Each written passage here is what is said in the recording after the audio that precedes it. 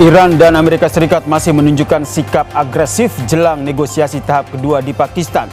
Media Iran melaporkan Garda Revolusi telah memperbarui kekuatan drone dan rudalnya untuk kembali berperang jika negosiasi kembali gagal.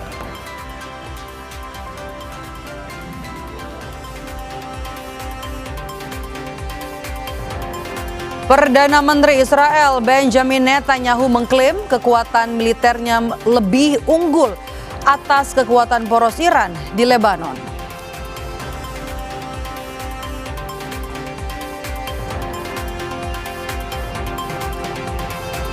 Ketua Komisi 1 DPR Utut Adianto meluruskan polemik pemberian akses lintas udara Republik Indonesia ke Amerika Serikat. Pemerintah menurutnya memastikan kedaulatan RI tetap terjaga.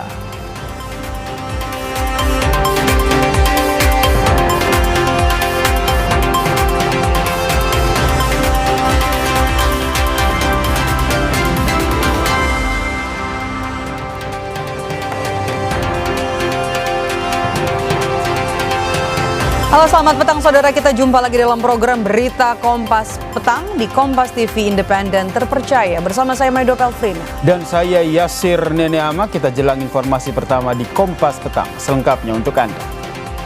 United States warship 115 entering an area of military blockade running.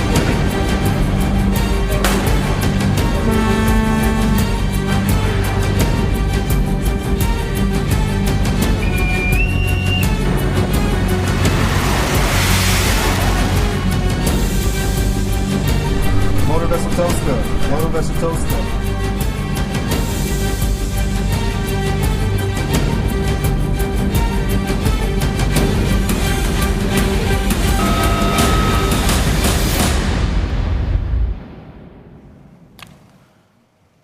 Saudara, Komando Pusat Amerika Serikat CENTCOM merilis rekaman video terbaru saat pasukan militernya menegakkan blokade maritim di sepanjang garis pantai Iran.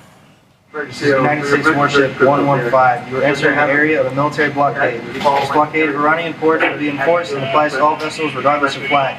Any vessel that further intends to enter or exit an Iranian port will be subject to the right of visit and search in accordance with international law. Dalam video berdurasi singkat tersebut, saudara, terdengar komunikasi radio yang intens antara kapal perusak USS Rafael Paletra dengan beberapa kapal kargo yang mencoba melintasi zona terlarang. Hingga hari ini, saudara, dilaporkan sebanyak 27 kapal komersial telah dipaksa untuk berbalik arah atau kembali ke pelabuhan asal mereka di Iran.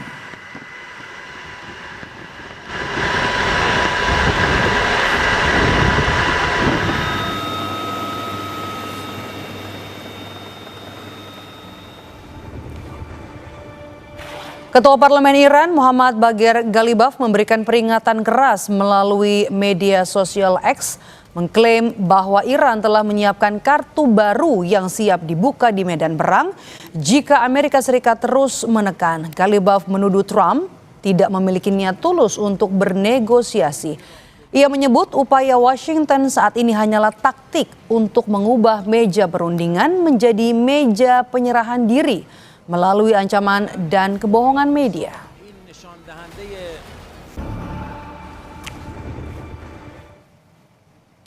Dalam akun X, Ketua Parlemen Iran Muhammad Bagher Ghalibaf menulis Donald Trump tidak menginginkan negosiasi. Ia sedang mencoba mengubah meja perundingan menjadi meja penyerahan diri melalui ancaman dan kebohongan media. Selama 2 minggu terakhir kami telah mempersiapkan diri untuk mengungkap kartu-kartu baru di medan perang. Jika gencatan senjata gagal, situasi tidak akan kembali ke kondisi sebelum perang.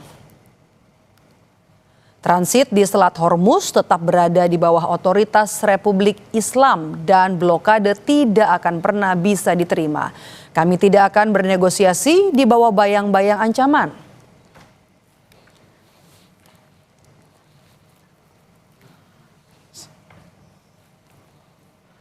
Di tengah gencatan senjata AS dan Iran yang hampir berakhir, media Iran melaporkan Komandan Angkatan Udara Korps Garda Revolusi Iran Majid Mausafi menyatakan selama gencatan senjata Iran telah meningkatkan dan memperbarui kemampuan rudal dan juga drone dengan kecepatan yang lebih tinggi dari perang sebelumnya.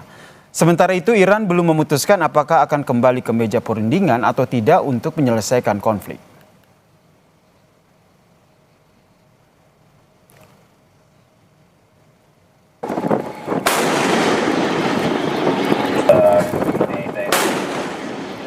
Iran menyebut penyitaan kapal Iran oleh Amerika Serikat di dekat Selat Hormuz sebagai pelanggaran yang jelas terhadap hukum internasional dan gencatan senjata yang disepakati. AS menyerang dan menyita sebuah kapal kargo berbendera Iran yang katanya telah mencoba menghindari blokade angkatan lautnya di dekat Selat Hormuz.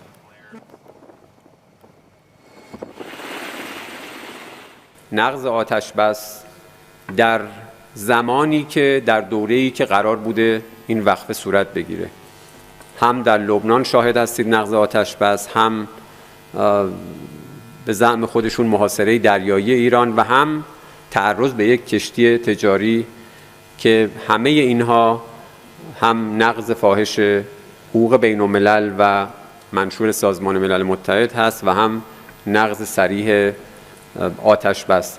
در چنین مواردی در چنین وضعیتی واقعا چگونه می شود به ادعای آمریکا برای مصالحه و دیپلماسی اعتماد کرد؟ Sementara Iran lewat sejumlah media di negara itu mengklaim navigasi lalu lintas Selat Hormuz masih berada di bawah kendali Teheran. Usai serangan ke kapal kargo berbendera Iran di Teluk Oman oleh militer Amerika Serikat. Media Iran merilis situasi kapal kargo yang berhenti akibat penutupan Selat Hormuz oleh militer Iran.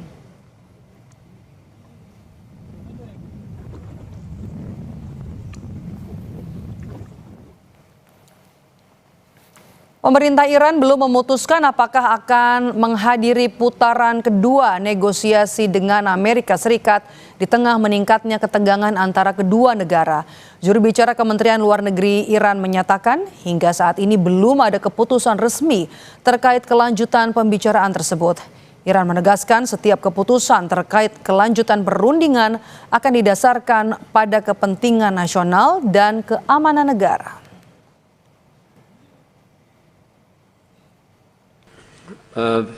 اولا تا الان که من خدمتون هستم در مورد دور بعدی برای مذاکرات ما برنامه‌ای نداریم. تصمیمی در این خصوص اتخاذ نشد. تفاهمی حاصل شد، ما مواجه شدیم با اقداماتشون در تنگه هرمز، اون چیزی که تحت عنوان محاصره دریایی اسم گذاشتند. همین ساعات اخیر شاهد بودید حمله به یک کشتی تجاری ایران صورت گرفت. اینها همش نقض صریح آتش بس تلقی میشه. Saudara, militer Israel merilis video yang diklaim sebagai operasi tempur divisi ke-162 di Lebanon Selatan.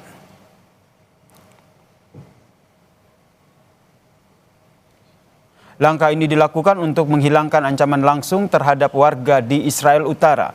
Mereka mengaku telah melumpuhkan 250 anggota Hizbullah, menghancurkan lebih dari 405 infrastruktur dan menemukan lebih dari 1.000 senjata dan amunisi di Lebanon Selatan.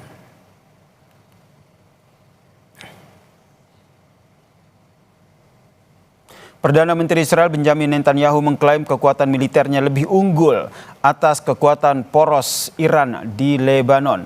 Ia menyebut pasukan darat dan udara telah mengendalikan kawasan tersebut sebagai bukti keunggulan di Lebanon Selatan. דגלנו מוצב מעומק רצועת עזה ועד כתר החרמון, וטייסינו שולטים בשמי האזור כהוכחה ניצחת לעליונות שלנו על הציר האיראני. עוד לא סיימנו את המלאכה, אבל העולם כבר מכיר את הנחישות שלנו להגן על עצמנו, להגן לא רק על עצמנו, להגן על האנושות מפני הקנאות הברברית. Perdana Menteri Spanyol Pedro Sanchez akan meminta Uni Eropa untuk menangguhkan kerjasama dengan Israel atas dugaan pelanggaran hukum internasional. Perjanjian Asosiasi Uni Eropa Israel yang berlaku sejak tahun 2000 menjadikan Uni Eropa sebagai mitra dagang terbesar Israel. Dalam beberapa bulan terakhir, Sanchez telah berupaya untuk menangguhkan perjanjian tersebut dengan alasan perjanjian itu tidak dapat berlanjut selama Israel melakukan operasi ilegal di Lebanon dan Palestina. Este martes, el gobierno de España llevará a Europa la propuesta de que la Unión Europea rompa su acuerdo de asociación con Israel. Y lo vamos a hacer. Y lo vamos a hacer no porque tengamos nada, al contrario, somos un pueblo amigo del pueblo de Israel. Pero no estamos de acuerdo con las acciones que está llevando a cabo su gobierno. United States warship 115. You are entering the area of the military blockade.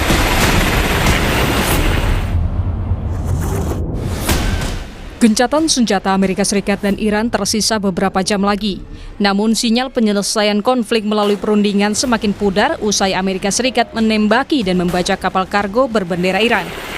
Amerika Serikat maupun Iran telah menyiapkan skenario jika perang kembali pecah. Ismail Baghaei, juru bicara Kementerian Luar Negeri Iran, menyatakan Iran berada di situasi perang lantaran Amerika Serikat selalu melanggar dan mengancam Iran. واقعاً چگونه می‌شود به ادعای آمریکا برای مصالحه و دیپلماسی اعتماد کرد. ما کماکان در وضعیت جنگی هستیم. درسته که ظاهراً آتشبسی اعلام شده، آتشبسی که متاسفانه از همون ابتدا با نقض‌های مکرر از سوی آمریکا باش مواجه بودیم و بعد اعلام این که بنادر و کشتی‌های ایران مورد هدف آمریکا قرار خواهند گرفت، خب قضیه رو پیچیده‌تر کرد. مادامی که این وضعیت وجود داشته باشه، خب ما نمیتونیم به صورت یکسویه در مورد عادی شدن تردد در تنگه هرمز صحبت بکنیم. Di sisi lain, Amerika memperbaharui ancamannya untuk melumpuhkan setiap pembangkit listrik dan jembatan Iran jika Teheran tidak menyetujui persyaratan Amerika Serikat untuk mengakhiri perang. Disinggung soal itu termasuk kejahatan perang, Duta Besar Amerika Serikat untuk PBB, Mike Waltz, bilang itu hal yang bisa diterima dalam perang darat. The Iranian regime in particular and its terrorist proxies have a long history of actually deliberately hiding military infrastructure in hospitals, schools, neighborhoods, and other civilian assets. So they have no ground to stand on. It's perfectly acceptable in the rules of land warfare. Intimidasi Amerika yang memblokade pelabuhan di Iran di Selat Hormuz membuat titik didih konflik semakin tinggi. Tiongkok yang juga terdampak menyatakan situasi saat ini berada pada tahap kritis. 当前地区的局势正处在战和转换的关键阶段，和平窗口既已打开，就应该为尽早结束战争创造有利条件。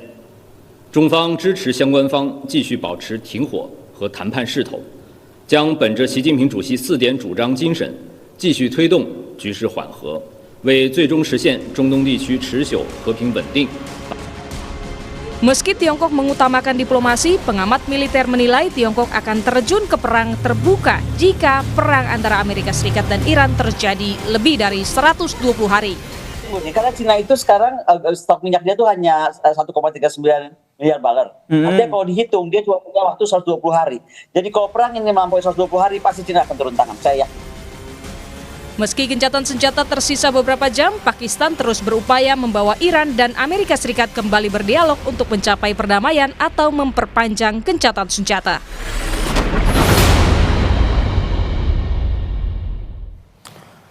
Usai jeda di Kompas Petang, Saudara, kami hadirkan informasi. Ketua Komisi 1 DPR, Utut Adianto, meluruskan polemik pemberian akses lintas udara RI ke Amerika Serikat. Pemerintah menurutnya memastikan kedaulatan RI tetap terjaga.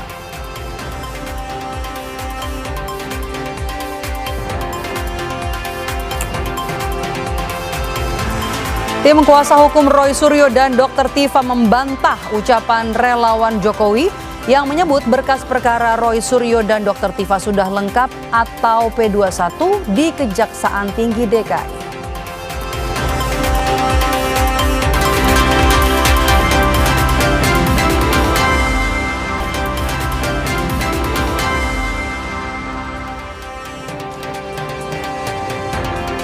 Kompas Petang kami lanjutkan bersama saya Maidop Elfrina. Saudara, tim kuasa hukum Roy Suryo dan Dr. Tifa membantah ucapan relawan Jokowi yang menyebut berkas perkara Roy Suryo dan Dr. Tifa sudah lengkap atau P21 di Kejaksaan Tinggi DKI. Roy menambahkan dirinya beserta 4 tersangka lainnya tidak akan menempuh jalur restoratif justice. Didampingi tim kuasa hukumnya, Roy merespons sinyal dari Presiden ke-7 RI Joko Widodo yang tidak ingin memberikan restoratif justice untuknya. Roy bilang pihaknya tidak pernah meminta RJ. Menurutnya memilih RJ dalam kasus yang tengah bergulir bukanlah kemenangan, melainkan kekalahan.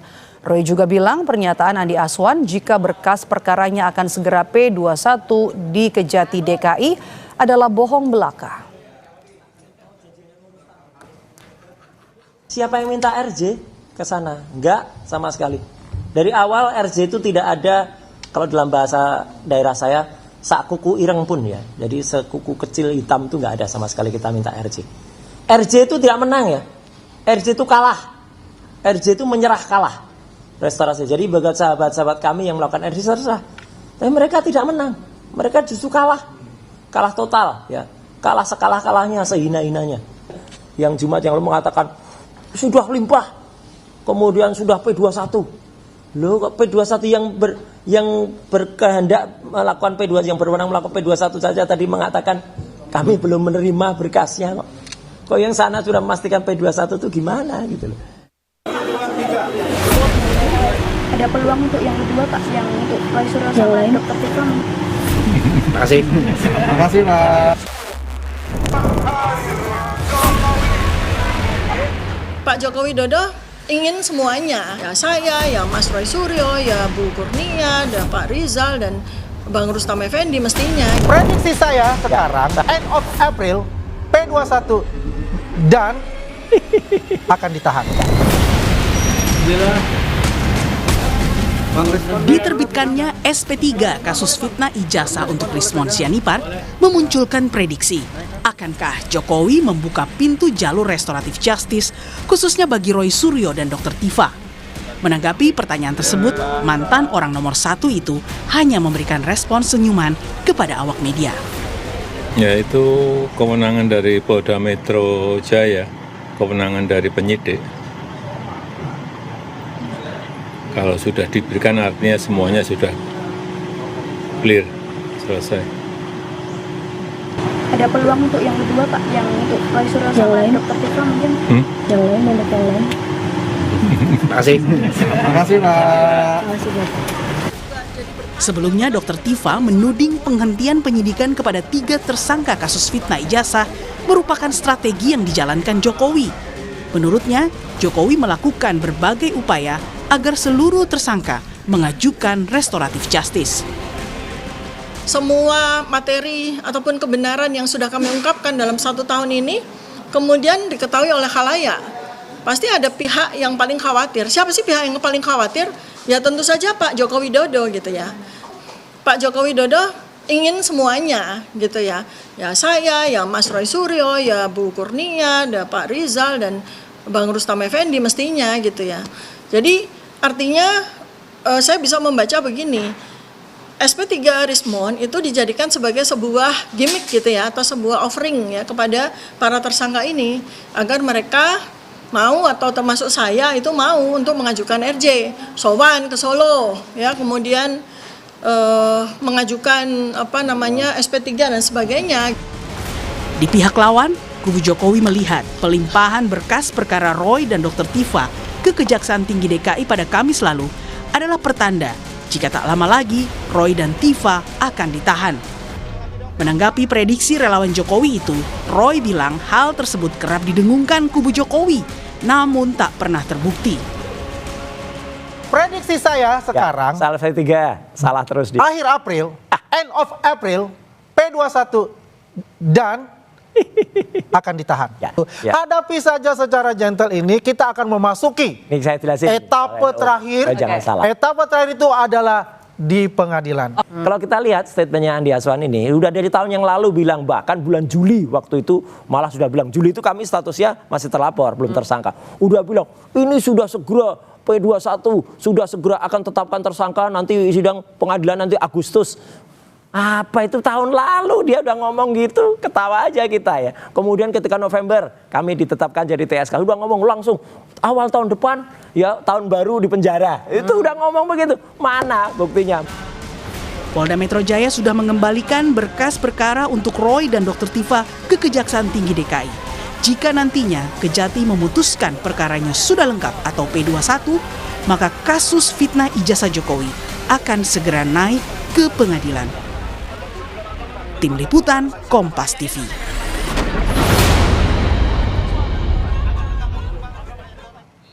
Jika Rismon Sianipar sudah menikmati kebebasan usai mendapatkan SP3 kasus ijazah, maka Roy Suryo dan Dr. Tifa kini menghadapi kelanjutan perkaranya yang tengah berproses di Kejaksaan Tinggi DKI. Apalagi Jokowi seakan sudah menutup pintu restoratif justice bagi kedua penulis Jokowi's White Paper ini. Akankah pertanda Roy Suryo dan juga Dr. Tifa akan sampai ke persidangan? Kita bahas sore hari ini bersama dengan Roy Suryo dan juga Ketua Harian Tim Hukum Jokowi, Decumanan, yang sudah hadir di studio. Selamat petang. Ya, petang. Mas Roy, petang, Mbak Mas Maido, Decu. petang, Mas Decu. Ya, saya mau ke Mas Decu dulu ya. Ini baik. Karena kemarin kan di Solo Pak Jokowi kan memang tidak menjawab secara tegas begitu ya soal RJ untuk Roy Suryo dan juga Dr. Tifa. Tapi kan hanya tersenyum. Artinya ini apa? Artinya terkait dengan RJ untuk tersangka yang lainnya, saat ini kita sudah tidak lagi memberikan RJ. Nah, karena kenapa? Terkait dengan maaf-memaafkan ini kan menurut Pak Jokowi adalah urusan pribadi, ya kan? Yang kemudian terkait dengan ada dugaan kemudian perbuatan pidana, ya kan? Menurut Pak Jokowi ya memang harus diselesaikan melalui pengadilan.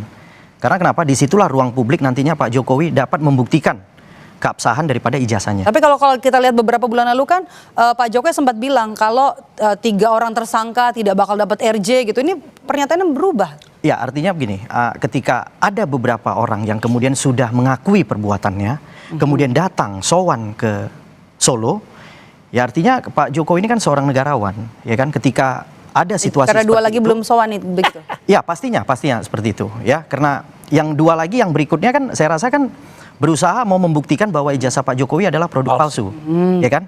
Sementara kan kita sudah tahu bahwa institusi UGM saja sudah menyampaikan bahwa ijazah tersebut adalah valid, benar, produk mereka, ya kan. Kemudian Pak Jokowi juga pernah berkuliah di sana. Kemudian disampaikan juga oleh teman-teman selaku saksi yang diperiksa oleh Polda Metro Jaya, itu juga menyampaikan memang pernah berkuliah bareng-bareng sama Pak Jokowi. Oke, balik lagi ke pertanyaannya, kan beberapa bulan lalu kan Pak Jokowi bilang untuk 3 tersangka ini tidak akan ada RJ, kemudian ada RJ untuk Rismon Sianipar karena sudah sowan ke Solo. Apa karena 2 lagi belum sowan ke Solo? 2 lagi saya rasa udah nggak perlu lagi sowan ke Solo. Mas Roy, kapan sowan ke Solo nih? Mungkin akan terbuka pintu RJ-nya. Ngapain? Saya tadi juga mengatakan di konferensi pers, sorry Mac gitu aja, atau sorry Jack gitu ya. Tapi yang jelas kan kita lihatlah. Sowan doang nih. Ada orang yang mencela-mencela ya, ada orang yang celometan gitu. Kalau orang biasa celometan nggak apa-apa. Kan sowan aja, sowan silaturahmi, nggak mau juga ke Solo. Ngapain? Buktikan dulu bahwa dia punya yang namanya yang disebut sebagai ijazah itu adalah asli. Ini jelas 99,9% palsu kok gitu. Kalau UGM katakanlah mau meyakini ini, buktikan konferensi pers mereka dan buktikan apakah benar ijazah yang sekarang dipegang oleh Jokowi itu dulu ijazah yang dicetak oleh UGM pada bulan November tahun 85. Saya sangat yakin tidak.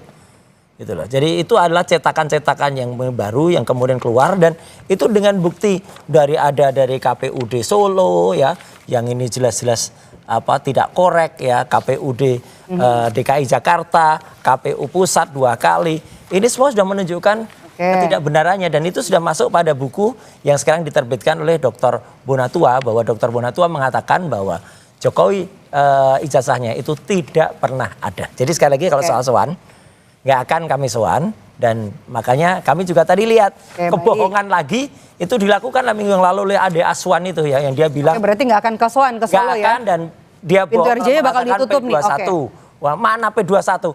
Kejaksaan Tinggi DKI Jakarta tadi mengatakan berkasnya belum nyampe di tempat kami secara resmi. Hah? Belum nyampe? Itu statement yang lalu apa? Kan Polda bilang udah. Makanya sekarang yang benar yang mana gitu loh. Kejati 6 di antara 7 jaksa peneliti yang tadi ditemui mengatakan belum ada pelimpahan ke Kejaksaan Tinggi DKI. Anda menyampaikan poin keberatan apa saja? Ya keberatannya kan sekarang kalau sesuai dengan KUHAP, baik KUHAP lama maupun KUHAP baru, yang namanya bolak-balik berkas kayak gitu. Kita tahu berkasnya baru balik sekali dan saat itu kembalinya lagi itu 2 minggu keterlambatannya. Kalau 2 minggu keterlambatannya, ya boncos lah, lewat lah, itu sudah daluarsa kayak gitu. Kok masih mau diteruskan? Demi hukum itu harus berhenti dan berhentinya tanpa RJ. Atau tanpa kemudian kita minta maaf. Nggak ada. Harus kita buktikan ijazahnya atau palsu.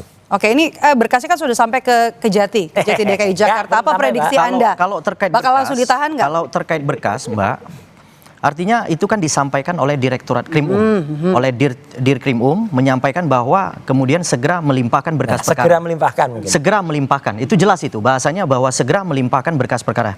Ya kalau dia menyampaikan segera melimpahkan berarti akan dalam waktu dekat dilimpahkan. Ini berarti sesuai pernyataan Bung Andi Aswan ya, akhir April. Akhir April, menurut saya juga akhir April ini, prinsipnya akhir April ini pasti sudah diterima oleh kejaksaan untuk diteliti kembali. Nah itu. Untuk memakan waktu kurang lebih 14 hari dalam penelitian mereka. Anda sangat yakin apa dasarnya? Apakah ini hanya menakut-nakuti kubunya Roy Suryo? Oh enggak, secara SOP memang ketika berkas itu dianggap lengkap oleh pihak penyidik yaitu polisi, ya mereka harus mengembalikan kepada jaksa.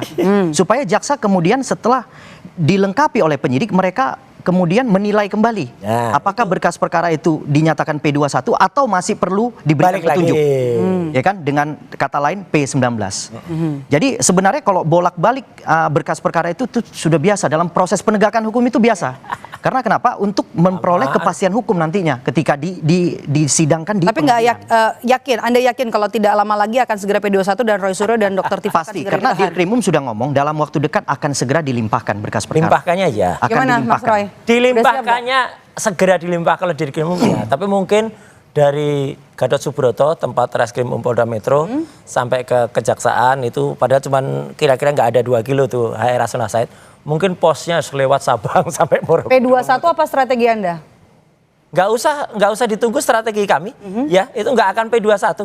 Karena apa? Berkasnya boncos lah. Kalau memang iya, cukup dengan 1 saja lembar ijazah yang memang asli. Kalau itu asli, 1 aja. Terus 1 keterangan saksi, kan bukti ratusan itu nilainya cuma 1 surat. Ratusan orang itu nilainya juga cuma 1. Itu aja benar, udah pasti bisa P21. Nyatanya 700 barang bukti boncos semua. Ratusan saksi yang katanya 120-an sekian boncos semua. Ya, ahlinya mana yang bisa di-quote? Nggak ada. Jadi artinya perkara ini kalau orang normal, orang wajar saja, Mbak. Bentar lagi ulang tahun nih. Bentar lagi kita potong roti lah. Tapi kan Rismon bilang pada gelar perkara di Polda kalau ijazah yang diperlihatkan itu asli. Respon sendiri ijazahnya palsu, kok mau dia bilang asli gimana sih? Nggak usah lagi respon tuh nggak kita anggap lagi. Dia sudah zombie, ya. Apalagi dia udah mengaku, keluarganya mengaku kalau dia udah nggak ada. Jadi udahlah, nggak usah didengerin lagi respon itu. Dia mau meyakinkan mau ijazah asli apa? Puter deh semua statementnya Respon. Mulai dari awal itu April tahun lalu sampai dengan awal Februari. Waduh, kalau tiba-tiba hanya dengan 2 kata sekarang translasi rotasi. Semuanya balik 180 derajat. Nggak mungkin. Emang yang ditranslasi sama di otak, di rotasi itu otaknya. Nggak mungkin lah. Boncos lah dia, zombie dia, nggak usah dipercaya. Mas Leco, apakah kemudian Rismon Sianipar akan tetap bakal jadi saksi mahkota? Ya pastinya, karena status saudara Rismon kan sekarang sudah kembali menjadi saksi, karena sudah kita berikan RG. Jadi kami berharap dia agar bisa hadir di pengadilan untuk memberikan keterangan-keterangan yang pernah dia sampaikan, ya kan, terkait dengan ijazah Pak Jokowi. Karena kan dia yang istilahnya motor dalam membuat suatu penelitian, ya kan, bersama dengan Bang Roy dan Dr. Tifa.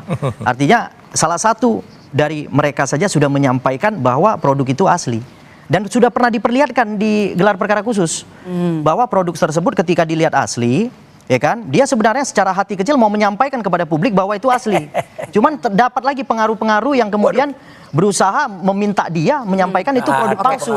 Itu yang jelas saya dengar gitu loh. Apakah Rismon masih bisa menjadi saksi mahkota kalau ijazahnya juga masih berproses ya, di Jepang? Artinya terhadap sekarang kan yang kami laporkan kan tindak pidana, Mbak. Ya kan, bukan lagi penelitian terhadap yang namanya ijazah tersebut. Respon melakukan tindak pidana. Bahwa ada proses pidana, peristiwa pidana yang kami laporkan, yang kemudian sudah menetapkan tersangka. Jadi kami akan meminta saudara Desmond untuk menjadi saksi mahkota terkait dengan perbuatan-perbuatan pidana ini yang sedang berlangsung. Yang hingga menetapkan tersangka Bang Roy dan kawan-kawan gitu. Nggak bisa lagi. Oke, yang akan Anda hadapi adalah mantan rekan Anda, sesama peneliti. Ya, satu contoh aja, sederhana aja ya. Di tangan saya ini ada 2 lembar dari skripsi asli yang pernah saya pegang waktu tanggal 15 April tahun lalu. Ini namanya Profesor Dr. Insinyur Ahmad Sumitro dan itu palsu karena Prof. Ahmad Sumitro itu belum jadi profesor pada November. Di sini ini ketikan asli Dr. Ahmad Sumitro. Coba respon, bisa nggak dengan translasi dan rotasi itu mengubah ini menjadi asli? Nggak bisa. Jadi udah boncos sekali lah. Apa itu dari bukti skripsinya Jokowi. Kemudian dari 2 bilang penelitianmu tuh ditolak, Mon. Udah, jadi dia udah nggak lulus lagi. Tanda tangan profesornya atau rektornya di Yamaguchi. Serangan balik ke Rismon ini. Iya. Ya, oke, nih, coba. Ijazahnya beda dengan ijazah Jepang yang asli. Ya, ini kapan-kapan kita bahas nih di. Mungkin paling cocok dibahas di bola liar kali ya, biar waktunya lama. Ya, ini rektornya juga udah beda. Rektornya tempat respon tanda tangan di ijazah itu sudah nggak berlaku lagi ketika dia ijazah. Jadi ini bohong dia. Tahun 2006. Oh, ini masih banyak banget. Kita masih punya seabrek bukti kayak gini. Artinya gini, dari sisi integritas, momon ini sudah nggak bisa lagi dilakukan. Kalau mau dihadirkan sebagai ahli ya gitu ya. Saya kupil sih. Teman-temannya Mas Lecu ini ya, ada yang namanya Taufik Bilfakih ya. Itu adalah orang yang mengadukan respon ke ke Jepang. Dia udah buat buku loh, Mbak. Ini yang bikin dia maling teriak maling. Ini Bang Bil. Nah, ini Taufik Bilfakih. Artinya apa? Udah nggak bisa dia. Dan itu di dalam sana rame itu di teman-temannya Bang Lecu itu. Karena apa? Oh, ini nggak bisa nih Taufik Bilfakih ini jadi karena dia nih tanda tangan nama rektornya saja salah. Jadi artinya nama rektornya salah. Ini yang lagi dikomentarin calon saksi mahkota Anda nih. Bagaimana respons kubu Anda? Kan saya sampaikan, nanti kapasitas Rismon ketika dihadirkan dalam persidangan bukan sebagai ahli, Mbak. Bahwa kami kan melaporkan peristiwa pidana yang dilakukan oleh Bang Roy dan kawan-kawan. Dengan saksi mahkota yang masih ada tersandung kasus ya. Saksi ini yang akan menjelaskan terkait dengan grand design yang diciptakan oleh Bang Roy dan kawan-kawan untuk menjatuhkan Pak Jokowi. Kan jelas. Ini kan peristiwanya sudah menetapkan tersangka. Jadi yang kami minta saksi mahkota dari Rismon itu menceritakan bagaimana terjadinya berkumpul, kemudian bersama-sama, kemudian sama-sama melakukan hujatan terhadap ijazah-ijazah Pak Jokowi. Itu peristiwanya yang akan kami hadirkan. Saksi itu pertama kali dihadiri persidangan, sepele. Singkat, Mas. Coba singkat ya. Ya, ada silakan KTP-nya. KTP ini aman, sudah saya hilangkan nicknya. Nama siapa? Doktor Respon. Ini beneran ada doktor. Bukan, saya bukan dokter. Udah selesai, udah berarti Anda bohong. Apalagi Anda bersaksi di sidang sebelumnya, Anda magister ang. Dari sini saja udah jatuh. Jadi pasti nanti hakim akan, lo Anda sendiri udah bohong di KTP Anda. Udahlah, nggak bisa Kita lagi. tunggu proses di Kejati, apakah nanti benar akan P21 di akhir April ini atau nanti di awal Mei 2020. Semoga Bang Lecu dan teman-teman tetap semangat. Ya, terima kasih. Beradu dengan cerdas. Tetap kita akan mendorong terus Kejati untuk segera P21. Silahkan. Ketika berkas nanti diterima. Terima kasih Bapak-Bapak, waktu kita terbatas. Terima kasih Mas Lecu, terima kasih Mas Roy sudah bergabung bersama kami di Kompas Petang. Sehat selalu. Usai jeda, kami kembali dengan informasi dari Menteri SDM Bahlil Lahadalia yang memberi sinyal harga bahan bakar minyak atau BBM non subsidi Pertamax akan disesuaikan. Kepastiannya akan mengikuti harga minyak dunia.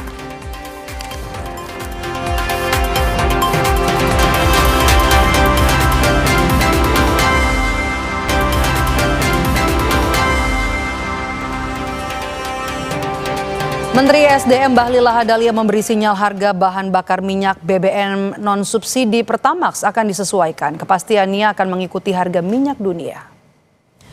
Menurut Bahlil, harga BBM non-subsidi seperti Pertamax mengikuti harga pasar minyak dunia yang artinya jika ada kenaikan dan penurunan minyak global, maka dalam negeri akan mengikuti.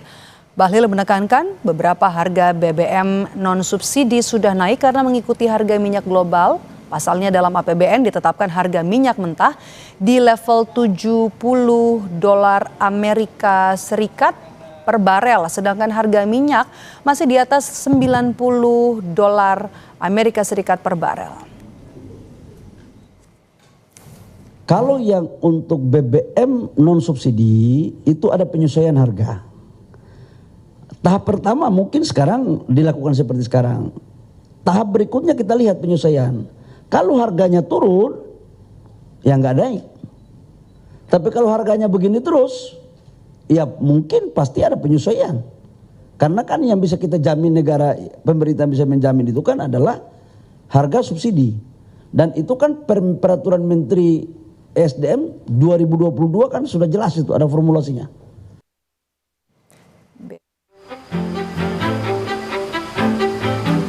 Kenaikan harga gas LPG 5,5 dan 12 kg membuat pedagang UMKM beralih ke gas non-subsidi. Salah satunya dilakukan oleh Novelia Ajeng. Ia memilih menggunakan gas non-subsidi untuk mensiasati modal agar tidak menaikkan harga makanan di kedai miliknya. Novelia mengaku kenaikan harga LPG 12 kg hingga mencapai Rp228.000 cukup memberatkan pedagang UMKM. Kayaknya pakai yang 12 kilo, cuma buat sekarang karena harganya naik lumayan banget ya, kita akalin pakai yang 3 kilo, yang subsidi. Ini ke depan semoga harga bisa lebih bijak lagi ya untuk kenaikan, atau mungkin nanti bisa turun juga waktu ke depannya. Ya paling itu aja sih harapannya, karena kita UMKM kan sangat berpengaruh ya kalau ada kenaikan-kenaikan dari harga gas, plastik, bahan baku lainnya, dan nggak bisa semena-mena kita naikin harga jualnya gitu. Kenaikan harga LPG 12 kg saat ini dikeluhkan oleh reseller pangkalan gas. Pemilik pangkalan gas menyebut kenaikan gas LPG 12 kg membuat ia harus menambah modal penjualan. Sementara saat ini banyak pembeli gas LPG 12 kg yang beralih ke gas subsidi. 11 kilo stoknya udah kosong saya nih. Pas kosong naik, berarti kan harus nyiapin dana tambahan itu. Harapannya kita ya jangan terlalu naik. Ya kalau kita penjual juga susah, karena pembelinya enggak juga kan dia mikir-mikir. Berebutan 3 kilo jadinya sekarang.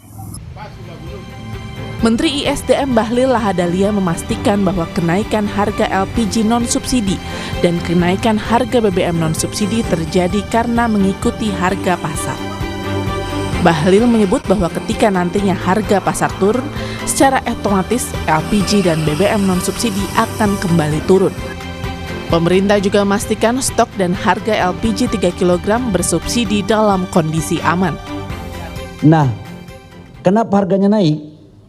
Saya katakan bahwa kita mengatur harga yang pemerintah bisa menjamin untuk harganya nggak naik itu adalah yang bersubsidi.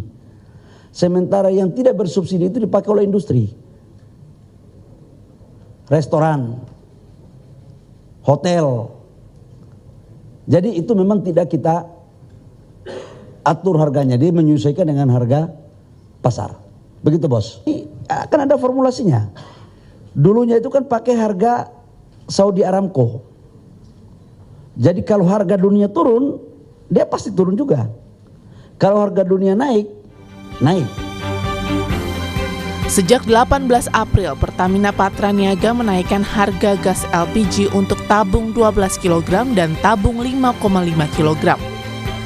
Harga LPG kilogram di Pulau Jawa saat ini sebesar Rp228.000 atau naik Rp36.000 dari sebelumnya. Sementara harga LPG 5 kg di Pulau Jawa saat ini naik sebesar Rp107.000 atau naik Rp12.000 dari sebelumnya. Sementara harga gas LPG di Papua mencapai Rp285.000 untuk gas 12 kg dan Rp134.000 untuk gas 5,5 kg. Tim Liputan Kompas TV. Kenaikan harga BBM non-subsidi dan LPG non-subsidi sangat dipengaruhi oleh harga minyak dunia. Menteri SDM Bahlil Lahadalia pun mengisyaratkan adanya kenaikan harga Pertamax jika harga minyak dunia terus naik. Seberapa tinggi prediksi kenaikan harga dan juga dampaknya kita bahas bersama dengan ekonom dari Universitas Paramadina, Wijayanto Samirin. Pak Wija dengan Maidop. Ya, apa kabar Mbak Maidop? Sehat. Pak Wijak, perang kan sepertinya bakalan terus berlanjut karena Iran ini kan menolak ya untuk duduk kembali bersama dengan AS untuk membahas soal perundingan. dalam proses gencatan senjata saja BBM dan juga gas non subsidi kita sudah naik begitu ya. Kalau misalnya perang ini terus berkepanjangan, bagaimana Pak nanti harganya? Ya, saya memang melihat ya perang ini akan berkepanjangan, tetapi masing-masing pihak juga bisa mengontrol diri.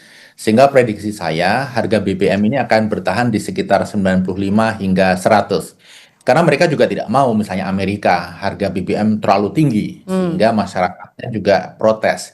Jadi mereka tetap memaintain konflik tetapi memanage dampaknya. Karena kalau salah satu harus mengalah, rasanya dalam situasi ini tidak mungkin. Jadi status quo dipertahankan, tetapi harga BBM diatur. Oke, jadi Anda mau bilang potensi untuk Pertamax naik ini dalam beberapa bulan ada, meskipun tadi ada batasnya 90 sampai 95 dolar per barrel ya? Ya, saya melihat begini. Apa yang dilakukan oleh pemerintah ini dengan menaikkan Pertamina Dex, kemudian Dex Lite, kemudian Pertamax Turbo, itu dampak bagi fiskal tidak seberapa. Karena dari sisi volume, ketiganya itu hanya mewakili sekitar 4,5% saja. Kalau memang ingin memperbaiki kondisi fiskal, ya mau tidak mau Pertamax itu akan dinaikkan. Karena Pertamax itu mewakili 10% konsumsi, jadi total menjadi 15%, lumayan begitu. Saya juga memperkirakan mau tidak mau pemerintah akan menaikkan karena kemampuan Pertamina untuk menahan dari sisi cash flow untuk mempertahankan harga ini juga ada batasnya. Perhitungan seorang teman ekonom itu mengatakan Pertamina hanya bisa tahan 3-4 bulan. Saya rasa ini sudah berlangsung cukup lama kan, sudah 2 bulan lebih. Jadi masa pemerintah akan menaikkan itu menurut saya akan dilakukan mau tidak mau terkait dengan Pertamax. Dan begini Pak Medok, saya melihat sebenarnya pemerintah ini berharap agar konflik segera berakhir dan harga minyak segera turun. Jadi kembali ke kondisi normal tanpa perlu menaikkan harga BBM. Tapi rasanya prediksi pemerintah itu tidak akan terwujud. Yang terwujud adalah konflik berkepanjangan, harga bertahan di 95 hingga 100. Oke, seberapa kuat pemerintah bisa menahan harga Pertamax ini harganya, Pertamax dan juga Pertalite harganya tetap ada di angka sekarang ini? Saya rasa kalau kita melihat kapasitas keuangan Pertamina, seperti perhitungan teman saya, Yanuar Rizky, itu sekitar 4 bulan maksimal Pertamina bisa menahan kondisi. Nah ini sudah jalan 1,5 bulan, hampir 2 bulan, jadi memang kalau kita lihat tekanan harga dalam waktu dekat, pasti pemerintah akan melakukan adjustment terhadap harga Pertamax. Itu pun tidak terlalu membantu dari sisi fiskal, karena kombinasi Pertamax dan lain sebagainya itu baru 14,5% dari total volume. Karena yang banyak sekali volume yang dikonsumsi itu adalah biosolar dan Pertalite. Oke, dampaknya kan akan mempengaruhi daya beli masyarakat terhadap BBM non subsidi yang harganya ini sudah melambung tinggi, baik juga BBM dan juga LPG. Kemudian apa yang harus dilakukan pemerintah, Pak Wija? Ya, saya rasa memang selama ini pemerintah mengambil kebijakan yang terlalu berani. Negara lain kan kenaikan berapapun langsung terefleksikan di harga market. Jadi masyarakat tidak kaget. Ada kenaikan $2, $3, $5 langsung harga naik. Nah saat ini pemerintah berusaha menahan sampai akhirnya tidak mampu. Kemudian seketika dinaikkan hingga 60%. Nah efek kejut ini yang sebenarnya kurang menguntungkan baik dari sisi masyarakat ataupun dari sisi pemerintah sendiri. Kalau untuk kenaikan harga LPG non subsidi, kemudian kalangan mana yang paling berdampak dan kemudian langkah cepat apa yang harus dilakukan oleh pemerintah?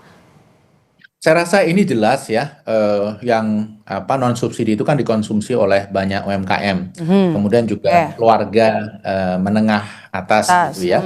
Dan kalau kita berbicara masyarakat kebanyakan mereka menggunakan yang 3 kilo. Dan 3 kilo itu 80% dari konsumsi. Jadi yang agak mengkhawatirkan begini Mbak Medok.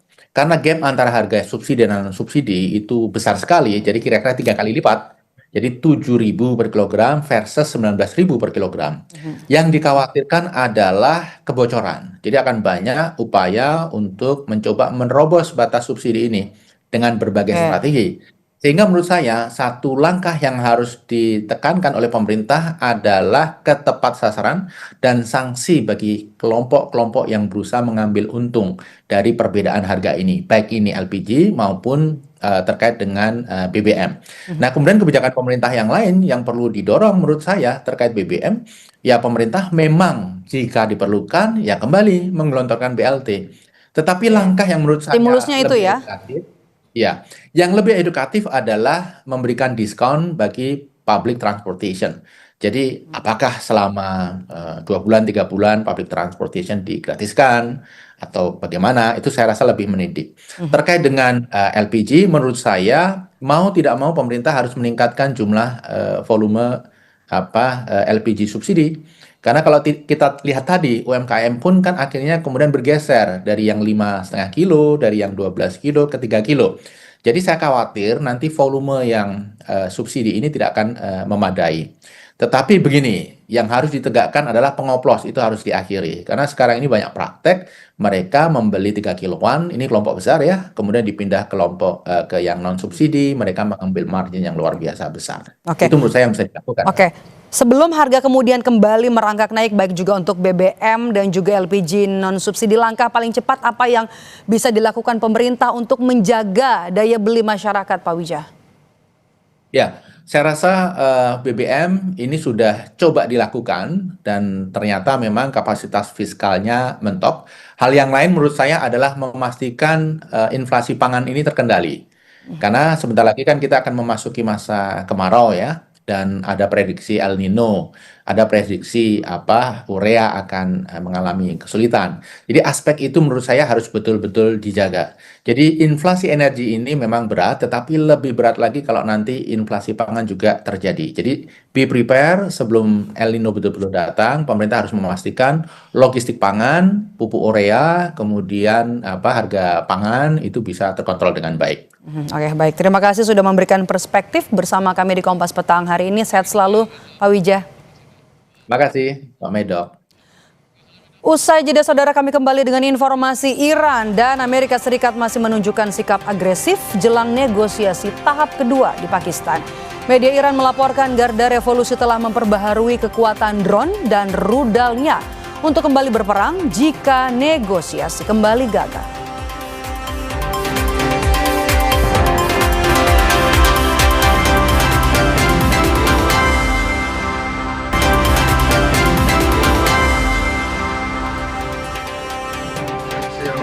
Warship 115, enter an area of military blockade. Blockade is running.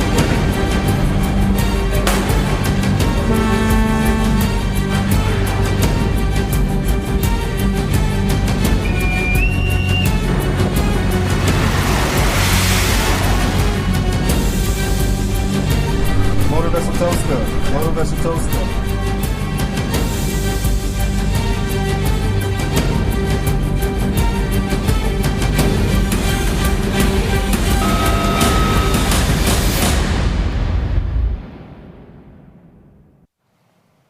Saudara, Komando Pusat Amerika Serikat CENTCOM merilis rekaman video terbaru saat pasukan militernya menegakkan blokade maritim di sepanjang garis pantai Iran. United States Warship 115, you are entering an area of the military blockade.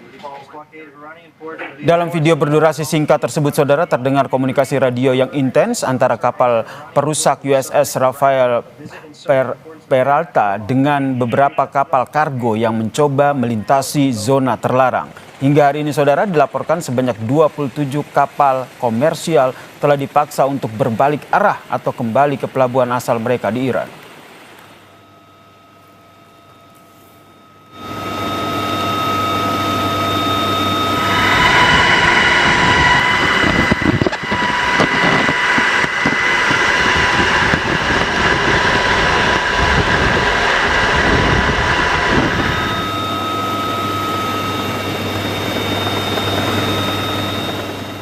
Vessel Mali, this is Warship 112. We will be escorting you to your next port of call. Thank you for your cooperation. This is Warship 112. Di tengah gencatan senjata Amerika Serikat dan Iran yang hampir berakhir, media Iran melaporkan Komandan Angkatan Udara Korps Garda Revolusi Iran, Majid Mousavi menyatakan selama gencatan senjata Iran telah meningkatkan dan memperbaharui kemampuan rudal dan juga drone dengan kecepatan yang lebih tinggi daripada perang sebelumnya. Sementara itu Iran belum memutuskan apakah akan kembali ke meja perundingan atau tidak untuk menyelesaikan konflik ini. United States warship 115 entering the area of the military blockade.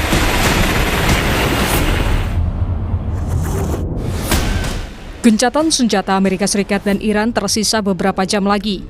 Namun sinyal penyelesaian konflik melalui perundingan semakin pudar usai Amerika Serikat menembaki dan membajak kapal kargo berbendera Iran. Amerika Serikat maupun Iran telah menyiapkan skenario jika perang kembali pecah. Ismail Baghaei, juru bicara Kementerian Luar Negeri Iran, menyatakan Iran berada di situasi perang lantaran Amerika Serikat selalu melanggar dan mengancam Iran. واقعاً چگونه می‌شود به ادعای آمریکا برای مصالحه و دیپلماسی اعتماد کرد. ما کماکان در وضعیت جنگی هستیم. درسته که ظاهراً آتشبسی اعلام شده، آتشبسی که متاسفانه از همون ابتدا با نقض‌های مکرر از سوی آمریکا باش مواجه بودیم و بعد اعلام این که بنادر و کشتی‌های ایران مورد هدف آمریکا قرار خواهند گرفت، خب قضیه رو پیچیده‌تر کرد. مادامی که این وضعیت وجود داشته باشه، خب ما نمیتونیم به صورت یکسویه در مورد عادی شدن تردد در تنگه هرمز صحبت بکنیم. Di sisi lain, Amerika memperbaharui ancamannya untuk melumpuhkan setiap pembangkit listrik dan jembatan Iran jika Teheran tidak menyetujui persyaratan Amerika Serikat untuk mengakhiri perang.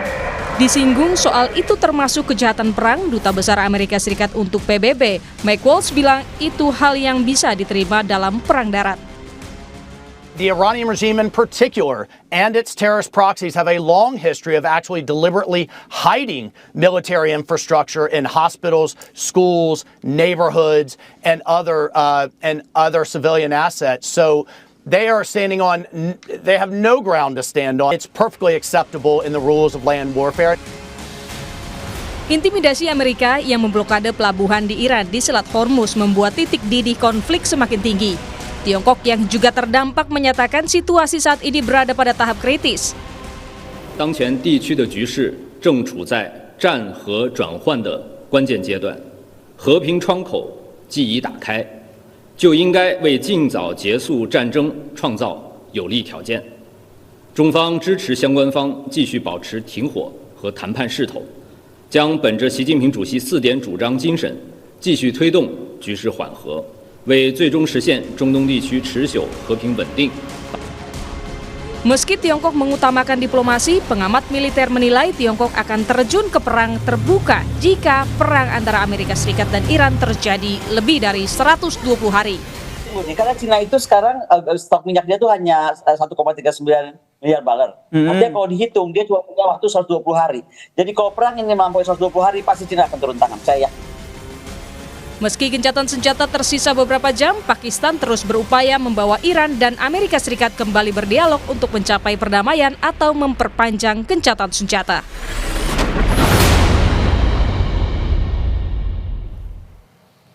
Saudara, dunia menanti kelanjutan negosiasi antara Amerika Serikat dan Iran di Pakistan. Namun, Iran belum memutuskan apakah akan menghadiri perundingan putaran kedua itu. Di saat yang bersamaan, saudara, ketegangan di Selat Hormuz makin meningkat setelah kapal perang AS menembaki kapal kargo yang berbendera Iran. Pertanyaannya, apakah ini akan menyebabkan terjadinya perang jilid kedua? Kami membahasnya bersama dengan peneliti senior Indo-Pacific Strategic Intelligence, Mbak Aisyah Kusumo Somantri, dan juga Direktur Indonesia Intelligence Institute, Mas Ridwan Habib. Selamat petang semuanya. Selamat sore, Mas Yasser. Saya ke Mbak Aisyah dulu. Mbak Aisyah, kalau kita lihat hingga saat ini belum ada pernyataan resmi dari Iran untuk ikut dalam perundingan tahap kedua begitu. Di sisi lain kalau kita lihat yang terbaru seperti yang disampaikan oleh Ketua Parlemen Iran, Iran sudah menyiapkan kartu baru untuk siap melawan Amerika Serikat. Analisa Anda? Iya, kan dari awal sebenarnya dari perundingan pertama ini ada dua skenario yang bisa kita harapkan. Yang pertama ini adalah memang ya maju ke meja perundingan untuk bisa mencapai perpetual peace di antara keduanya, ya menghentikan peperangannya secara total dan kemudian mencapai konsesi di antara kedua belah pihak yang kira-kira bisa diterima ya. Jadi ada middle ground gitu untuk bisa menghentikan peperangannya. Meskipun nanti di masa depan ini tidak akan ada fundamental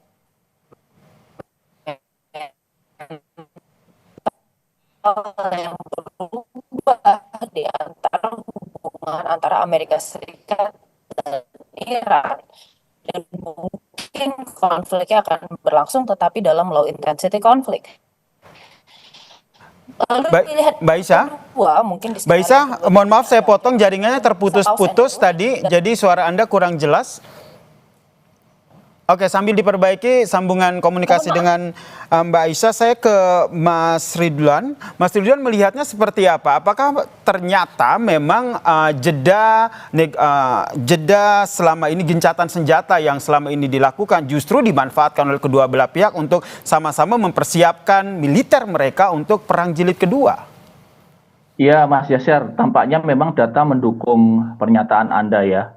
Kita melihat ada pergerakan yang luar biasa dari pesawat-pesawat angkut Amerika, C-17 maupun C-130 ke kawasan di sekitaran pangkalan-pangkalan mereka yang selama ini pangkalan tradisional mereka di Teluk. Kemudian dari sisi Iran sendiri kita melihat ada rekalibrasi strategi militer.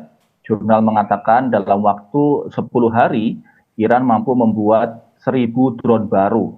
Jadi satu hari kira-kira 100 gitu ya, yang kemudian ini akan digunakan sebagai persiapan apabila nanti pembicaraan tahap 2 di Islamabad, kalaupun itu akan terjadi, itu gagal. Jadi menjawab pertanyaan Mas Yasir tadi, tampaknya memang dua-duanya sedang bersiap untuk another war, dan mungkin ini lebih panjang dari sekedar yang sebelumnya yang 40 hari, termasuk tampaknya dari pihak US, Amerika tampaknya memahami bahwa serangan-serangan udara saja tidak cukup untuk kemudian mengalahkan Iran dalam konteks mengganti rezim pemerintahan Iran secara total. Karena itu tampaknya mereka sedang mempersiapkan untuk serangan darat atau ground invasion, yang mana itu sudah diantisipasi oleh Iran. Apalagi kalau kita lihat Iran sendiri dari komandan udaranya sendiri menampilkan bagaimana menyatakan bahwa sebenarnya mereka sudah memperbaharui kemampuan rudal mereka, kemudian drone mereka dengan kecepatan yang lebih tinggi. Itu dari sisi Iran. Kalau dari sisi Amerika Serikatnya sendiri, Anda melihat kekuatan militer Amerika Serikat ini seperti apa? Walaupun kalau bahasa umumnya orang awam melihatnya, wah Amerika Serikat tentu lebih unggul jauh dibandingkan Iran. Ya, memang dari sisi kapasitas teknologi jelas ya, kapasitas teknologi militer, kemudian jumlah armada, kemudian kapasitas persenjataan jelas unggul jauh. Tetapi yang saya lihat tampaknya US akan membuat dua vektor ya. Vektor yang pertama adalah serangan maritim, yakni mereka akan mencoba memasuki Selat Hormuz dengan USS Murphy dan USS Frank Peterson. Itu adalah dua kapal destroyer mereka, kira-kira panjangnya sekitar 155 meter dengan bobot mati 9.000 ton. Itu mereka akan mencoba masuk untuk kemudian mengalihkan perhatian tentara laut Iran, dan dalam hal ini mereka tinggal punya kapal-kapal ringan sepanjang 24 meter yang disebut dengan kapal Zulfikar. Dan mereka akan kemudian mati-matian mempertahankan Selat Hormuz. Di sisi lain, ketika konsentrasi itu terjadi, maka skenario awal sebelum gencatan senjata akan dilakukan, yakni deployment 82nd Airborne. Ini adalah armada lintas udara, pasukan lintas udara Amerika Serikat yang akan kemungkinan besar masuk melalui Pulau Hark. Dan kalau kemudian itu dilakukan, maka tampaknya skenario dua vektor, yakni vektor maritim dan vektor darat, akan kemudian mau nggak mau akan memaksa Iran melakukan perang panjang. Oke, kalau dari analisa Anda nampaknya ini Amerika Serikat sendiri sudah menyiapkan strategi untuk mengepung Iran dari segala penjuru begitu. Nah, dari kekuatan Iran sendiri Anda melihatnya bagaimana?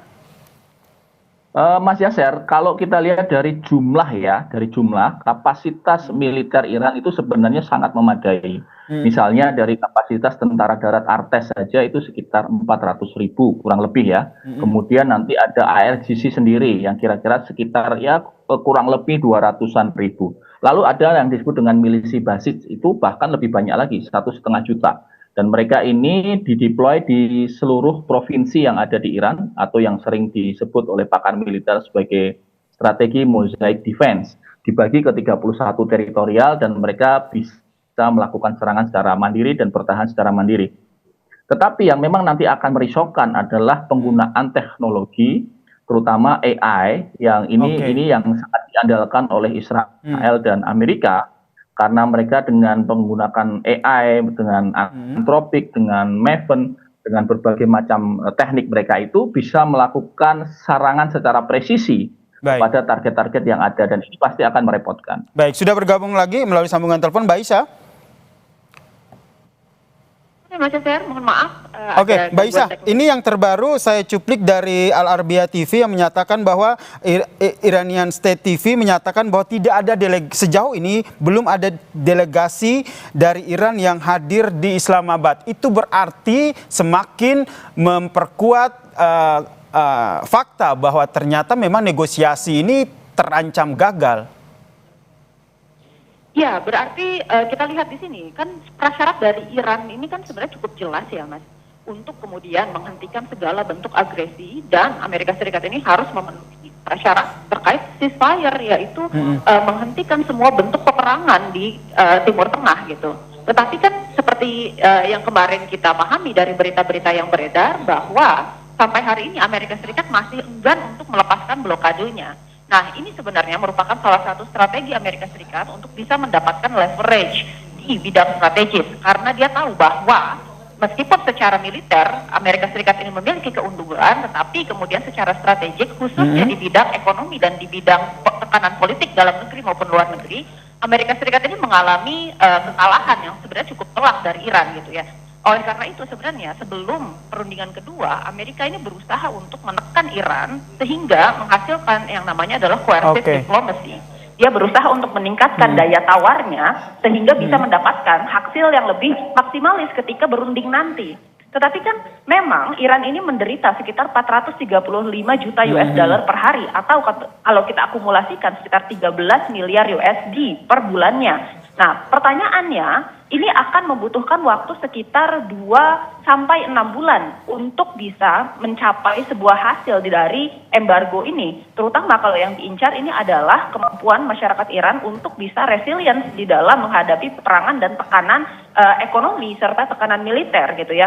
Nah, pertanyaannya di sini, apakah Donald Trump punya waktu sekitar 6 bulan untuk bisa menunggu hasilnya ini keluar gitu. Sementara dia harus kemudian bersiap untuk menghadapi midterm election ya, dan kemudian dia juga harus membuktikan bahwa Republikan ini masih bisa populer sebelum kemudian pemilu setelah ini berlangsung. Oke, jadi kalau secara tidak langsung ada dua pertimbangan besar begitu. Yang pertama adalah pertimbangan politik dan juga ada pertimbangan ekonomi yang dipertimbangkan oleh kedua belah pihak dalam perang tersebut. Pertanyaan selanjutnya adalah bagaimana akhirnya kedua negara ini mempersiapkan perang jilid kedua ini. Apakah berlangsung singkat atau berlangsung lama? Ini yang menjadi kekhawatiran kita bersama. Nanti kita bahas usai jeda, tetaplah bersama kami di Kompas Petang.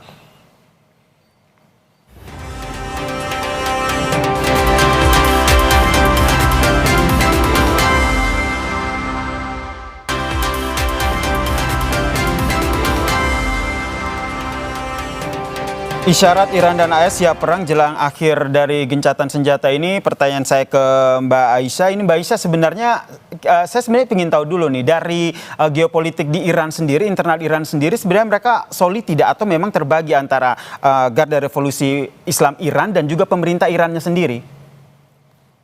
Ya, Kalau kita lihat di sini sebenarnya tujuannya tetap sama ya, untuk mempertahankan kemudian rezim pemerintah Iran pasca revolusi tahun 70-an ya. Sekarang kita lihat sebenarnya dari pemerintahnya sendiri ini juga kan faksinya sebenarnya berbeda-beda. Kita tahu bahwa kemudian presidennya ini kan dari faksi progresif, lalu kemudian dari MA-nya ini kemudian dari konservatif, dan bahkan dari Wisdom Council-nya ini dari faksi ulama gitu. Jadi sebenarnya di Iran sendiri ini secara warna politik ini berbeda-beda. Tetapi sekali lagi yang kita pahami, Iran ini cukup menarik karena culture-nya meskipun ya di dalam negeri sebenarnya mereka masih berjalan nih persaingan politiknya gitu. Dan masyarakatnya juga ini cukup kritis terhadap pemerintahannya. Tetapi kita lihat ada perilaku yang namanya adalah rally around the flag gitu. Jadi untuk permasalahan-permasalahan yang menyangkut dengan pihak eksternal, rata-rata masyarakat Iran ini akan kemudian meningkatkan kohesinya sehingga persatuannya ini bisa lebih kuat lagi dalam menghadapi pihak eksternal. Dan saya rasa sebenarnya di sini apa yang kemudian menjadi concern ya, apakah ada perbedaan pendapat antara IRGC dengan pemerintah Iran sendiri? Saya kira itu nggak ada masalah karena sejauh ini yang kita lihat keduanya memiliki tujuan yang sama, yaitu membuatnya perangnya ini selama mungkin dan semenyakitkan mungkin untuk Amerika Serikat, bukan dari segi militer, tetapi dari segi yang sifatnya adalah perang unkonvensional. Pertanyaan yang sama ke Mas Ridwan. Mas Ridwan, kalau tadi soal Iran, kalau dari Amerika Serikat sendiri seperti apa? Karena beberapa analisa menyatakan bahwa Amerika Serikat tidak bisa dihentikan lewat eksternal, tapi dari internalnya sendiri sebenarnya bisa untuk menghentikan Trump dalam perang ini. Ya, dukungan terhadap proses impeachment kepada Trump ini makin menguat ya. Bahkan sudah ada lobby-lobby pembicaraan antar Partai Demokrat, anggota Partai Demokrat dengan anggota Partai Republik untuk kemudian mencoba mendorong satu draft baru untuk mengajukan pasal-pasal pelanggaran konstitusi kepada Trump. Di sisi lain memang dukungan dalam negeri terkait perang ini juga makin nggak bagus untuk Trump. Apalagi dalam beberapa waktu terakhir tampak ada pemberitaan dari berbagai macam media Amerika, kesehatan mental Trump cukup terganggu, Mas Yaser. Bahkan beberapa hari yang lalu dia tiba-tiba saja memesan delivery makanan ke Gedung Putih, kemudian mengajak petukang deliverynya untuk jumpa pers tentang perang Iran. Jadi makin tidak kondusif bagi politik dalam negeri Amerika. Dan sebenarnya yang bisa menghentikan ini tentu saja adalah lobby-lobby atau oligarki dari kepentingan ekonomi Zionis internasional. Kalau mereka merasa perang ini makin lama merugikan kepentingan ekonomi mereka di kawasan, tentu saja mereka akan dengan semaksimal mungkin menekan Trump untuk segera menghentikan perang. Siapa saja mereka yang bisa melakukan itu? Tentu saja ini bagian dari jejaring oligarki internasional ya. Kita tahu bisnis besar yang dikendalikan dari Israel, termasuk juga beberapa grup besar yang kemudian menanamkan saham luar biasa di Amerika, termasuk juga mereka yang selama ini mendanai Steve Witkoff dan Jared Kushner, menantunya Trump, termasuk yang menjanjikan dana untuk Board of Peace, dana pembangunan. Jadi sebenarnya uang ini akan sangat berpengaruh ya. Dalam hal ini oligarki ekonomi Amerika itu menunggu mereka melihat situasinya. Kalau memang ini menguntungkan secara ekonomi untuk mereka, saya meyakini malah mereka akan terus membiarkan Trump memerangi Iran. Tetapi begitu ini situasinya makin tidak kondusif untuk mereka, maka saya menduga mereka akan melakukan lobby dalam negeri Amerika agar Trump berhenti. Oke, jadi pertanyaan selanjutnya ke Mbak Aisyah, sebenarnya masih adakah kepentingan yang bisa dibawa oleh kedua belah pihak untuk bisa duduk bareng untuk negosiasi? Karena sebelumnya ada soal uranium pengayaan dibahas, kemudian ada soal nuklir dibahas juga, soal Selat Hormuz juga dibahas. Ya, tentu saja. Saya kira di sini ada beberapa yang bisa kita kategorisasikan ya sebagai kepentingan yang kemudian harus dan bisa dipenuhi oleh kedua belah pihak. Lalu kemudian kepentingan yang bisa dinegosiasikan, serta kemudian yang terakhir adalah sticking point atau red line dari kepentingan keduanya yang sulit untuk kemudian bertemu di tengah-tengah. Saya kira untuk yang pertama, kategori yang bisa kemudian diwujudkan itu adalah penghentian perang dengan segera ya. Jadi at the very least ini kita bicara tentang terwujudnya ceasefire secara berkepanjangan atau adanya negative peace. Sehingga keduanya ini saat ini bisa menghentikan kinetic warfare-nya dulu aja gitu ya. Nah, itu bisa dilakukan meskipun tadi saya bilang tidak ada perubahan fundamental di antara hubungan antara Amerika Serikat dengan Iran. Karena pada akhirnya kita lihat bahwa tujuan strategis Amerika Serikat di awal terkait pergantian rezim mullah ya, itu juga kan sudah tidak berhasil lagi. Pada akhirnya kita lihat di sini Amerika Serikat harus menerima ya fakta bahwa sekarang yang masih berkuasa di Iran adalah rezim yang sebenarnya sama meskipun orang-orangnya berbeda gitu ya dengan yang dulu kemudian dipimpin oleh Ayatollah Khamenei gitu ya. Malah sekarang kemudian kita berhadapan dengan rezim yang semakin keras, semakin radikal gitu ya. Jadi kita mengharapkan nanti meskipun nih ini sudah terhenti ya, tetapi tadi tidak ada yang berubah sehingga kemudian mungkin perangnya akan beralih ke low intensity konflik seperti misalnya serangan-serangan dengan specialized force, lalu kemudian kita bicara tentang misalnya asasinasi, sabotase dan lain-lain gitu. Tetapi maksudnya at the very least sekarang perang skala besarnya ini bisa dihentikan dulu. Nah, untuk yang kemudian tadi di kategori sedang kita bicara tentang kemudian ya pengangkatan sanksi, lalu kemudian kita bicara juga tentang Selat Hormuz, mungkin ini pengaturannya seperti apa. Kita bicara juga tentang nuklir ya, karena kemarin kita tahu bahwa Iran sendiri sudah mulai mengendur ya terkait masalah nuklir. Mereka bersedia untuk menunda 5 tahun ya, sementara Amerika Serikat meminta 20 tahun gitu ya. Baik, nah, jadi memang masih ada negosiasi ya, walaupun ya terancam gagal, tapi tentu dunia termasuk kita juga berharap bahwa ini negosiasi kembali dilakukan sehingga perang jilid kedua ini tidak kembali terjadi di Timur Tengah. Terima kasih Mbak Aisyah dan terima kasih Mas Ridwan Habib telah berbagi perspektifnya di Kompas Petang. Salam sehat semuanya. Terima kasih. Terima kasih banyak. Dan saudara, usai jeda Kompas Petang akan hadir dengan informasi lain, diantaranya terkait dengan Ketua Komisi 1 DPR, Utut Adianto, yang meluruskan polemik pemberian akses lintas udara Republik Indonesia ke Amerika Serikat. Pemerintah menurutnya memastikan kedaulatan RI tetap terjaga.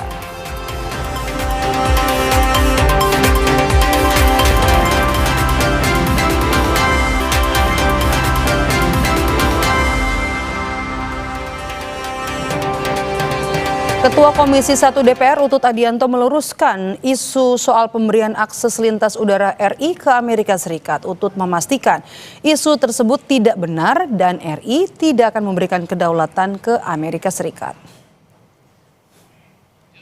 Utut mengaku langsung meminta keterangan kepada Menteri Pertahanan Syafri Syamsuddin terkait isu tersebut. Setelah dijelaskan, ia pun mendapat gambaran bahwa tidak ada aliansi militer saat Menhan Syafri Syamsuddin menyambangi Pentagon pada 13 April lalu.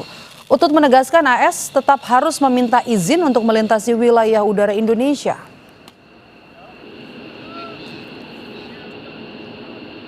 Di satu sisi kita disudutkan oleh pemberitaan, ada blanket untuk di udara kita, overfly. Ini kan harus kita cek apa yang ditandatangani oleh Pak Menhan, Pak Syafri. Saya coba WA, beliau mungkin dalam perjalanan pesawat, tetapi begitu mendarat beliau jelaskan tidak ada itu. Sebelumnya Tiongkok turut menyoroti polemik mengenai permintaan izin melintas wilayah udara atau blanket overflight clearance dari militer Amerika Serikat untuk melewati Indonesia. Beijing mengingatkan hal itu berpotensi melanggar piagam ASEAN. Kementerian Luar Negeri Tiongkok menyebut piagam ASEAN serta perjanjian persahabatan dan kerjasama di Asia Tenggara secara eksplisit melarang penggunaan wilayah negara untuk aktivitas yang dapat mengancam integritas wilayah negara lain. 东盟宪章和东南亚友好合作条约明确规定，成员国以加强地区和平、安全与繁荣为共同责任，不参加任何威胁成员国主权、领土完整的政策或活动，包括其领土的使用。 لبيك لا شريك لك لبيك إن الحمد والنعمة لك والملك لا شريك لك. Saudara, Ka'bah kini diselimuti kain putih. Di bagian bawah sebagai tradisi tahunan menjelang musim haji, kain putih ini menandakan dimulainya persiapan ibadah haji 2026. Kain putih melambangkan ihram sekaligus melindungi kain kiswah hitam dari kerusakan dan juga kotoran akibat padatnya jemaah. Kain putih ini melambangkan kesucian dan kesetaraan. Pemasangan kain putih merupakan tradisi tahunan saat kiswa dinaikkan setinggi 3 meter. Sementara di bagian bawahnya dibalut ihram putih yang panjang yang mengelilinginya.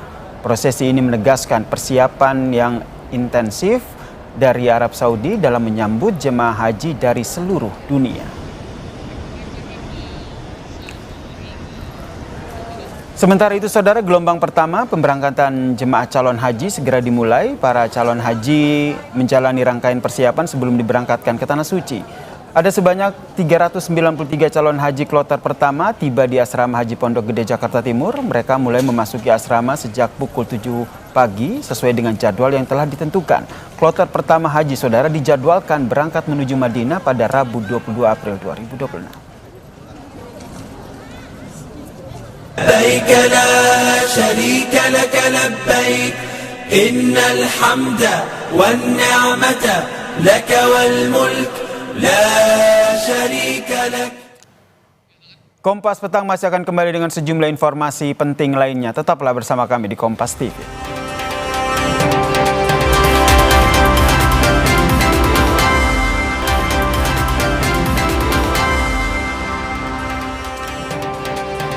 Saudara, Iran berkomentar usai kapal kargo mereka ditembaki dan disita oleh militer Amerika Serikat. Iran menyebut penyitaan kapal Iran oleh Amerika Serikat di dekat Selat Hormuz sebagai pelanggaran yang jelas terhadap hukum internasional dan gencatan senjata yang disepakati. Amerika Serikat menyerang dan menyita sebuah kapal kargo berbendera Iran yang katanya telah mencoba menghindari blokade angkatan lautnya di dekat Selat Hormuz.